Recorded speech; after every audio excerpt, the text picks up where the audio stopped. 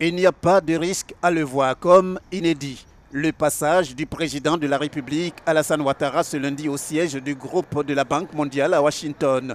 Le président ivoirien y a été invité par la directrice générale de l'institution, Kristalina Georgieva, pour un exposé sur la stabilité économique de la Côte d'Ivoire après la crise politico-économique vécue par le pays. De la crise à la stabilité, expérience et leçons tirées de la Côte d'Ivoire, c'est le thème de cette communication.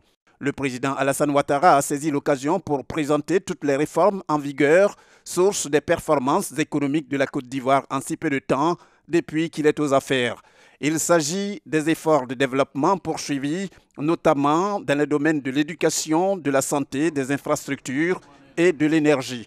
Au terme de cette rencontre d'environ 2 heures d'horloge devant un parterre de personnalités venant des 4 coins du monde, le président Alassane Ouattara a salué l'initiative prise par la directrice générale de la Banque mondiale, ce qui a été une fois de plus pour lui l'occasion de donner de la voix pour parler des performances économiques de la Côte d'Ivoire. Le seul mot que je veux dire, c'est de remercier Madame la directrice générale de m'avoir donné cette opportunité de parler de notre pays, de notre expérience, de notre vision et surtout des perspectives très positives qui s'offrent à nous dans l'union, dans la cohésion et dans le travail.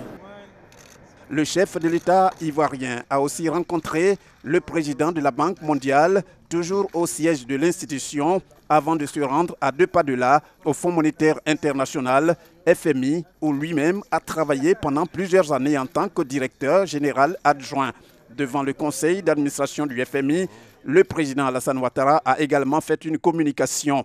Comme quoi, le président de la République de Côte d'Ivoire ne peut pas venir à Washington sans être en contact avec ces institutions de Bretton Woods qu'il a servi en son temps avec dévouement et abnégation.